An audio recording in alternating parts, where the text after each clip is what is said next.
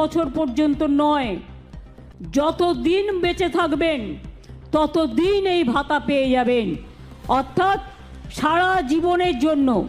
এটা মা বোনেদের অধিকার, এটা মা বোনেদের সম্মান, এটা মা বোনেদের বেঁচে থাকার জন্য, জীবন যন্ত্রণা থেকে মুক্তি পাওয়ার জন্য একটা লক্ষ্মীর ভাণ্ডার, যা মায়েরা ছেলে মেয়েদেরও অনেক সময়।